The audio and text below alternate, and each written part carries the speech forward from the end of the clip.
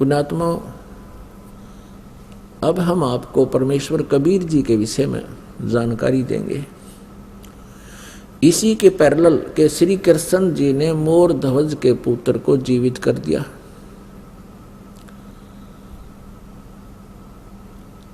ताम्रध्वज को, लेकिन अभिमन्यु को जीवित नहीं कर सके। एक सम्मन नाम का मनियार था। मनियार कहते हैं जो चूड़ी बेचा करते गांव गांव में। कांच की चूड़ियां होती थी, गांव गांव में नगर नगर में जाके वो बहनों को, माताओं को चूड़ियां पहनाया करते थे। एक दिन उन्होंने सत्संग सुन लिया परमेश्वर कबीर देव जी का। भगवान का उपदेश ले लिया, कबीर परमेश्वर जी से उपदेश ले लिया था। सम्मन जी के घर में 3 सदस्य थे कुल। स्वयं सम्मन, पुत्र सेऊ, जिसको शिव कहते हैं वैसे सेऊ कहने लगे थे, और उनकी पत्नी का नाम नेक्की था। नेक्की उपदेश लेकर के, ज्ञान से परिचित होकर के बड़ी श्रद्धा से भगवान की भक्ति किया करते थे। नेक्की और सम्मन दोनों चूड़ियां पहनाने का कार्य किया करते थे, और परमात्मा कबीर परमेश्वर जी ने बहुत सी ऐसी लीलाएं चमत्कार कर रखे थे।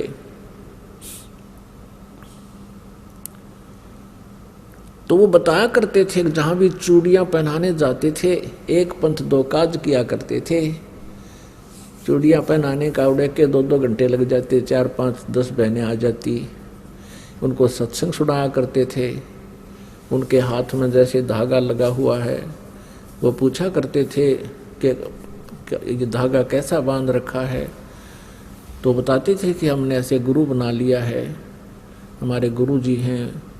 तो पुण्यात्माएं होती थी, परमात्मा की चर्चा सुनाना शुरू कर देते थे। सम्मन और नेकी अपने अपने स्थानों पर जहाँ जहाँ वो सेवा करने जाते थे, चूड़ियों बेचने की, पहनाने की, वो कहा करते थे कि हमारे भगवान कबीर साहिब हैं, वो पूर्ण परमात्मा हैं, स्वयं सर्व सृष्टि रचनहार स्वयं ही आए हुए हैं पृथ्वी पर। और बताया करते थे कि उन्होंने सिकंदर लोधी राजा की, दिल्ली के बादशाह के जलन के रोग को ठीक कर दिया। किसी से भी नहीं हुआ था। एक गाय मार दी थी तलवार से सिकंदर लोधी ने कि मेरे सामने जीवित करके दिखा दे, जब जानो तू अल्लाह की जात है। तो हमारे कबीर परमेश्वर जी ने वो मरी हुई गाय उन सब हजारों व्यक्तियों के, दर्शकों के सामने जीवित कर दी थी। बच्चा और गर्भ में था, दोनों माँ पुत्रों का 4 हिस्से हो गए थे। परमात्मा ने 2 थपकी, एक थपकी लगाई थी आशीर्वाद भरी, और दोनों जीवित हो गए थे, और दूध की बाल्टी भर दी। गाय और बच्चे को जीवित करके महर्षि रामानंद जी परम पूज्य परमेश्वर कबीर जी के मुंह बोले वैसे औपचारिक गुरु थे। सिकंदर लोधी ने उनकी गर्दन काट दी थी रामानंद जी की, और उनका प्रारब्ध परमात्मा कबीर जी ने बताया था कि ये प्रारब्ध ऐसा ही है। रामानंद जी की मृत्यु सिकंदर लोधी से ही होनी थी। उसके बाद परमात्मा ने रामानंद जी को जीवित कर दिया,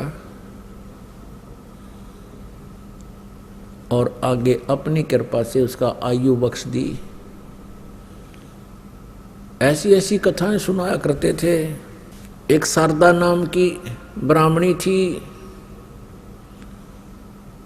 उसने परमात्मा कबीर जी से उपदेश लिया था। उसका असाध्य रोग जो प्रारब्ध में लिखा था वो ठीक कर दिया। बड़े पहुंचे हुए परमात्मा संत हैं हमारे गुरु जी। ऐसे ऐसे वो कथाएं सुनाया करते थे।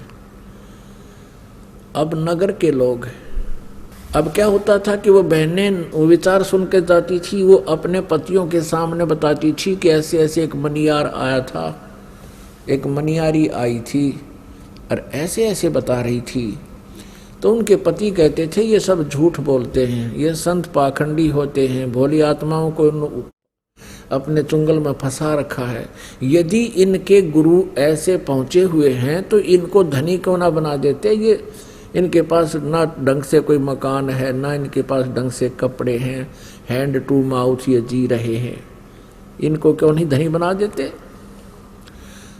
अब बहनें जो वहां ज्ञान सुनकर जाती थी अपने पिता की, अपने पति के इस तर्क से, फिर वो ये भी कहने लग जाती थी।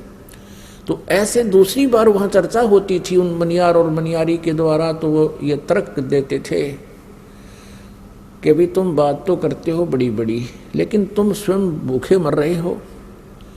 कभी तो आटा उधारा ले जाते हो, कभी कुछ उधारा ले जाते हो, तुम्हें क्यों नहीं सेठ बना देता तुम्हारा गुरु। तो वो क्या कहते थे कि हम भगवान से मोक्ष मांगते हैं, हम यहाँ का धन नहीं मांगते।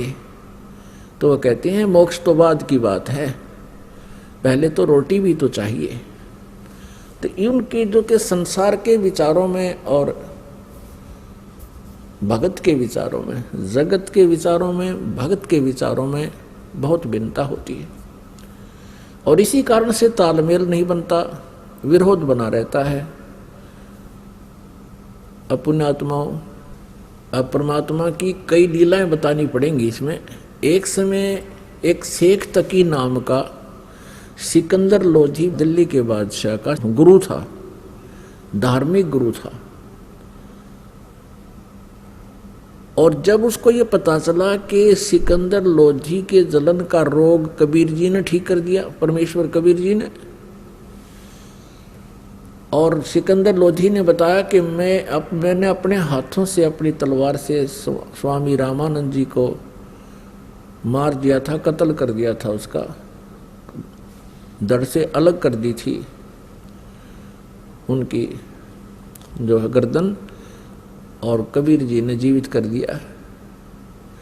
इस चीज को देख करके शेख तकी के मन में बहुत ईर्षा होगी कबीर जी के प्रति, कि ये इतना प्रभाव जमा बैठा है राजा के दिल में, अब मेरी दाल गलेगी नहीं। और जब तक मैं कबीर जी को सिकंदर लोधी बादशाह के हृदय से नजरों से नहीं गिरा दूंगा, तब तक मेरी रीवैल्यू नहीं होगी। इस सोच से, इस दृष्टिकोण से उसने कबीर जी को नीचा दिखाने के लिए, एक दिन राजा काशी से आ रहा था सिकंदर लोधी, साथ में कबीर जी भी थे और शेख तकी भी थे।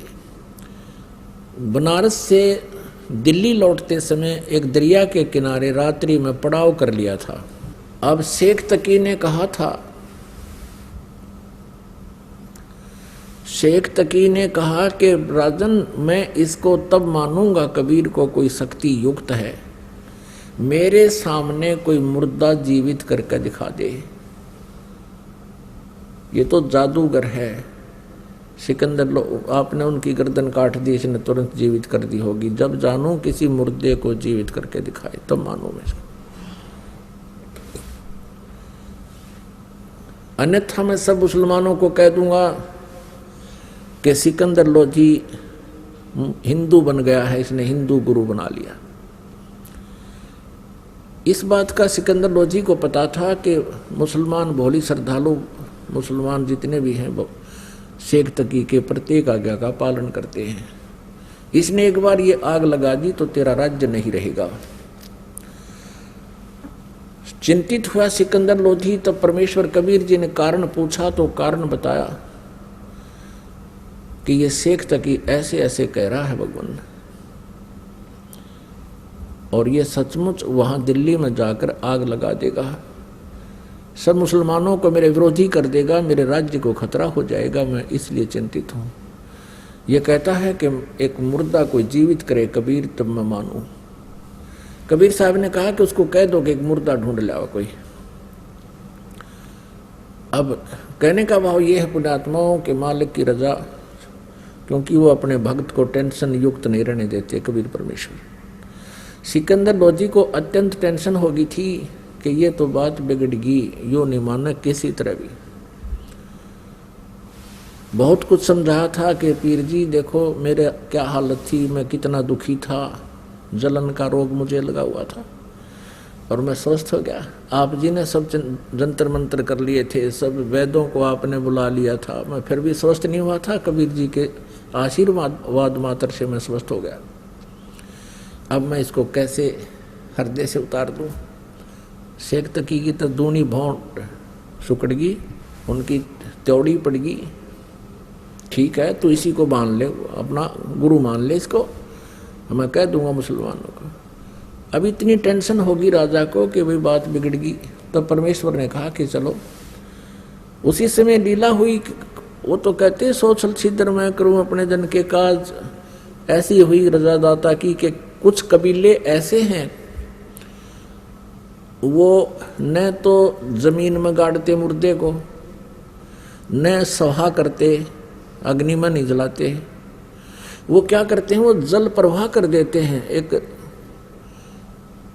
घास फूस का एक फ्लोटिंग बना करके एक बेड़ा सा तैरने वाला लकड़ियों का सूखा, और उसके ऊपर लिटा देते हैं सुसज्जित कपड़े कुपड़े साफ उनको उड़ाकर, और एक दीपक प्रज्वलित कर देते हैं और दरिया में अपने रीति रिवाज से उसको प्रवाह कर देते हैं। ऐसे जल प्रवाह किया हुआ एक मुर्दा आ रहा था। 12-13 वर्ष की आयु का शरीर था उस बच्चे का। अब सुबह सुबह सभी खड़े थे, कोई नहा रहा था, कोई भोजन बना रहा था। किसी ने देखा कि मुर्दा आ रहा है, तो शेख तकी ने कहा कि बुला ले तेरे कबीर को, कर दे मुर्दे को जिंदा। अब कबीर परमेश्वर जी ने कहा कि शेख तकी पहले आप प्रयत्न करो, कहीं बाद में ये कहे कि मैं भी कर देता इसको। शेख तकी ने किए जंतर मंतर, वो मुर्दा चला गया 2-3 फरलांग यानी 1800 फुट डाउन स्ट्रीम में, नीचे को जल बह रहा था उधर को। तब शेख तकी ने कहा कि ये चाहता था कबीर जी कि मेरे सिर से बला टल जाए, मुर्दे कभी जिंदे होते हैं, वो तो कयामत के समय होंगे। तब परमेश्वर कबीर जी ने कहा कि ठीक है। ऐसे इशारा किया था मालिक ने उस मुर्दे को जो जा रहा था नु बह करके, उसको ऐसे कर दिया, वो वापस चल पड़ा जैसे इंजन वाली नौका वापस चल पड़ती है दरिया के फलों के विपरीत, बहाव के विपरीत। ऐसे अप स्ट्रीम को और आ गया, और वहां आकर के रुक गया जहां कबीर परमेश्वर विराजमान थे, खड़े थे, आए हैं, उपस्थित थे। मुर्दा से ऊपर रुका हुआ है जैसे नौका हो, और नीचे से दरिया की तरंगे बह रही हैं, लहरें। तब परमेश्वर ने कहा कि हे जीवात्मा, कबीर परमेश्वर जी ने कहा कि हे जीवात्मा जहां भी है कबीर हुक्म से इसमें प्रवेश कर, मुर्दे मर वापस आ जा तू। एकदम वहीं से वो आत्मा वापस प्रवेश हुई और वो लड़का जीवित होकर के बाहर आके परमेश्वर कबीर जी के चरणों में दंडवत प्रणाम किया। बोलो बंदी छोड़ कबीर साहेब की जय हो।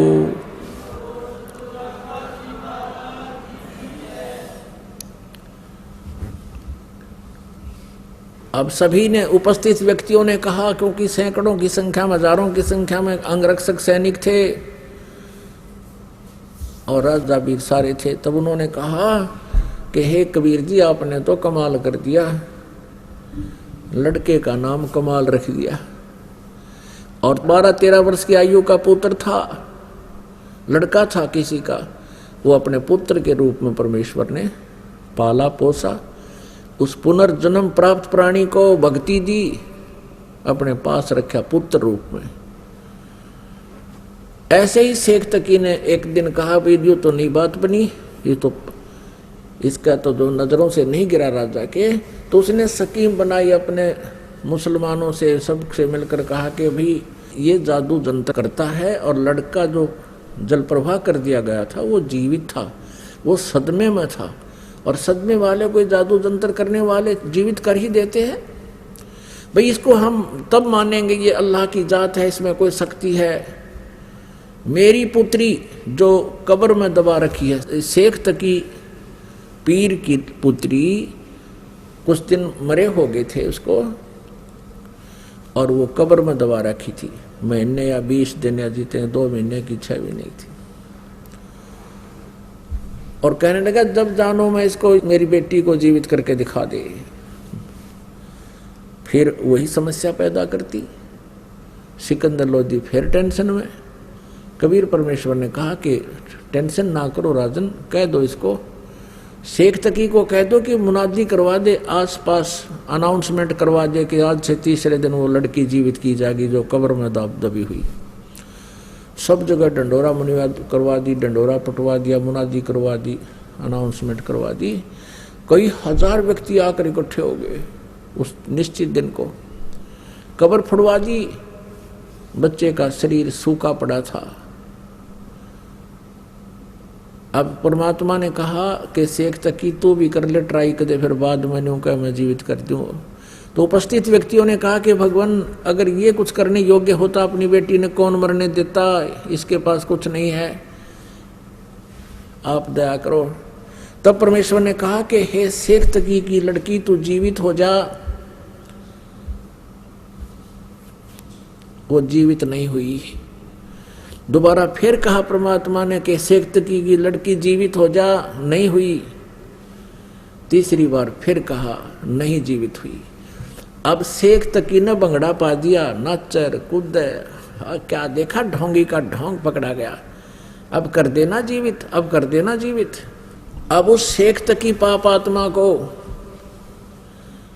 अपनी पुत्री के जीवित न होने का गम नहीं था और परमात्मा की पराजय की खुशी मना रहा था। कहते हैं राज तजना सहज है, सहज तरिया का ने, और ये मान बढ़ाई ईर्षा दुर्लभ तजनाई। और ये तजे बिना भगवान नहीं मिल सकता। तब परमात्मा ने क्या कहा कबीर जी ने कि हे जीवात्मा जहां भी है तू, कबीर हुक्म से वापस आ जा और इस बच्ची के शव में प्रवेश कर और जीवित होकर बाहर आ जा। इतना कहते ही उस शरीर में हलचल हुआ, ऐसे कंप कपी, और एकदम वह बेटी खड़ी हुई। 12-13 वर्ष की उम्र की आयु थी उस समय उस लड़की की भी। और बाहर आकर दंडवत प्रणाम किया कबीर परमेश्वर को। सबने कहा कमाल कर दिया भगवान, कमाल कर दिया। कोई 1000 व्यक्ति इकट्ठे थे, देख रहे थे इस दृश्य को। कमाल कर दिया, कमाल कर दिया। लड़की का नाम कमाली रख दिया, अपनी बेटी के रूप में अपने पास रखा। अब कबीर परमेश्वर जी ने कहा कि जा बेटी अपने पिता शेख तकी के साथ। तब लड़की ने 1.5 घंटा तक प्रवचन किए कि मेरा और शेख तकी जी का जितना संबंध था पुत्री और पिता का, वो समाप्त हो चुका था। मेरी आयु मनुष्य की शेष नहीं थी अब। उस लड़की ने कहा कि हे श्रोताओ, ये पूर्ण परमात्मा है, ये कबीर अल्लाह है, ये अल्लाहु अकबर है, ये स्वयं उतरे हैं। अपने पिछले जन्म की कई कहानी सुनाई कि पहले जन्म में मैं एक राबिया नाम की लड़की थी, ये परमात्मा मुझे वहाँ भी मिले थे। 4 वर्ष मैंने इनकी भक्ति की थी, फिर वह साधना त्याग दी थी, लोक लाज में आ गई थी। उसके कारण मुझे फिर एक और मनुष्य जीवन मिला बंसुरी का, और तीसरा जन्म मुझे आज ये कमाली का मिला था। ये भी मेरा उस भक्ति के, उस 4 साल की भक्ति जो मैंने की थी, उसके कारण ये 2-1.5 मेरे अनमोल जन्म मुझे मिले थे। और अब मेरी कोई शेष जीवन नहीं था। ये पूर्ण परमात्मा आए हैं। मैंने भी गलती की थी लोगों, अब मैं बोलूंगी नहीं इस भगवान को। इन्होंने मेरी दिव्य दृष्टि खोल दी है और मुझे पिछला ज्ञान हो गया है। उसके बाद वो लड़की ने धिक्कार दिया शेख तकी को कि तू मनुष्य नहीं शैतान है, भगवान आए हैं तो ईर्षा कर रहा है। वो कहता है इसने मेरी लड़की को बहका लिया, जद्दू जंत्र कर दिया, इस पे कोई प्रेत छोड़ दिया, इसकी ओर ही बोल रही है। माना नहीं वो नालायक। लेकिन अन्य हजारों, कोई हजारों की संख्या में उपस्थित व्यक्तियों ने परमात्मा की जय जयकार की और नाम लिया, उपदेश लिया और शिष्य बन गए। अपनात्मा परमात्मा की परिभाषा को समझने के लिए बहुत से प्रमाण आपको देने पड़ेंगे और तभी हम भगवान को पहचान सकेंगे। जब तक हम भगवान को नहीं पहचानेंगे, परमेश्वर को, हम अपना कल्याण नहीं करवा पाएंगे, क्योंकि हमें कोई ना कोई भ्रमित कर ही देता है। काल का दूत कोई ना कोई ऐसी स्टोरी सुना देगा जिससे आपको विचलित कर देगा। लेकिन इन प्रमाणों से आप विचलित नहीं हो सकते। अब ये कमाल और कमाली बेटा और बेटी के रूप में परमात्मा के पास रहे। कबीर परमेश्वर का कोई पत्नी नहीं थी, उन्होंने कोई विवाह नहीं कराया था। 2 माता पिता थे, मुंह बोले उनका जन्म मां से नहीं हुआ था। कमल के फूल पर बनारस में लहर तारा नामक एक सरोवर के ऊपर विकसित कमल के फूल पर परमात्मा ने शिशु रूप धारण किया था। नीरू और नीमा नामक एक दुल्हा दंपति उसे उठा ले गए थे। जुल्हे का कार्य करने लगे, बड़े होकर के लीला में अपने जो प्रत्येक युग में करते हैं उनका विधान है, और जिसका वेदों में प्रमाण है कि परमात्मा ऐसा ही करता है, वो ऐसा ही किया करते हैं। तो उसके बाद अब कमाल जब 20-22 वर्ष का हो गया, कमाल के मन में इतना अभिमान हो गया कि मैं जो परमात्मा कबीर जी की सेवा करता हूं, ऐसी सेवा कोई नहीं कर सकता। ये पता चला कबीर परमेश्वर जी को। उनके सामने भी उसने 1-2 बार ऐसी ढींग आंख दी, जैसे कोई सेवा कर रहा था। कबीर जी ने उनको टोक दिया, बेटा ऐसा नहीं, तुम ठीक नहीं कर रहे हो, ऐसे करो। तो उठकर कमाल जाता था, उसको ठीक रहता था। तो 2-4 बार वो ऐसा होने से उसने ये मान लिया कि जो सेवा मैं गुरु जी के जो अनुसार कर सकता हूँ, जिससे ये प्रसन्न रहते हैं, कोई नहीं कर सकता। अब ये अभिमान जीव का शत्रु होता है। किसी को सेवा का अभिमान हो जाए, चाहे किसी को दान का हो जाए, और चाहे किसी को अन्य कोई और क्रियाओं से राजपद का हो जाए, तो ये अभिमान जीव का शत्रु होता है। और परमात्मा ने सोचा ये बालक बिगड़ेगा, इसके अभिमान का अंत करना चाहिए। जैसे अर्जुन को यह अभिमान हो गया था कि भगवान जो मैं आपकी सेवा करता हूँ, मैं आपका जो ऐसा शिष्य हूँ, शायद ही पृथ्वी पर कोई नहीं होगा। तो श्री कृष्ण जी ने अर्जुन की फड़क निकालनी चाहिए थी, इसलिए मोरध्वज से ये प्रश्न किया था कि भाई तो अपने बेटे का मांस मेरे शेर ने खिला दे। अब जब उसने देखा था अर्जुन ने किस उत्तरे की, मैं तो पश्चिम भी को नहीं, महापुरुषों का जिन्होंने परमात्मा के लिए पूरा परिवार ने छावर है, सिकुड़ गया था अर्जुन वहां पर। जब श्री कृष्ण ने कहा था, बोल भगत तू क्या कह रहा था कि मेरा जितना कोई सेवादार नहीं। तब अर्जुन ने कहा, भगवान मैं तो 5 संग भी को नहीं कहे। तो समझ गया अर्जुन के भगवान आपने ये सारी लीला मेरी फड़क निकालने के लिए की थी। वो भी इंसान होता जो मान ले, समझ ले इस पॉइंट को। तो फिर क्या हुआ कि इस परमात्मा कबीर जी ने इस कमाल की फड़क निकालनी थी। बहुत बार संदेश भी किया, बेटा सेवा तो सभी भक्त करते हैं, कुछ लोग दिखावा गणा कर देते हैं, कुछ ना करते हैं। तो फिर भी वो कहता था, नहीं जी मेरे जैसी सेवा आपकी इनसे बन नहीं पाएगी, मैं तो आपकी हर क्रिया से परिचित हूँगा। परमात्मा बोले भाई ठीक है। एक दिन भगवान कबीर परमेश्वर जी ने कहा कि अभी मैं भक्तों के या घरों पर चलेंगे, किस दूर संभाल के आते हैं अपनी फसल को। कौन कौन चलेगा? एक तो बाजीद जी और एक कमाल। कमाल कहने लगा, महाराज जी मैं तो आपके साथ अवश्य चलूंगा, आपकी सुविधाओं का सब ध्यान थोड़े रख सकते हैं। परमात्मा कबीर परमेश्वर जी बोले ठीक है बेटा चलो। अब वो फरीद जी ना वो वाजिद जी जिसने राज त्याग दिया था, मुसलमान थे वह, और जंगल में जाकर बैठ गए थे। वहाँ भी परमात्मा उनको मिले थे, बेटा घर त्यागने से, राज त्यागने से और जंगल में कुटी बना लेने से परमात्मा प्राप्ति, अल्लाह प्राप्ति नहीं होगी जब तक आपकी साधना ठीक ना होगी। तब परमेश्वर ने उनको ज्ञान दिया था। उसके बाद वो मालिक के पास आ जाते थे, सत्संग सुनते थे और फिर अपनी कुटिया में चले जाते थे।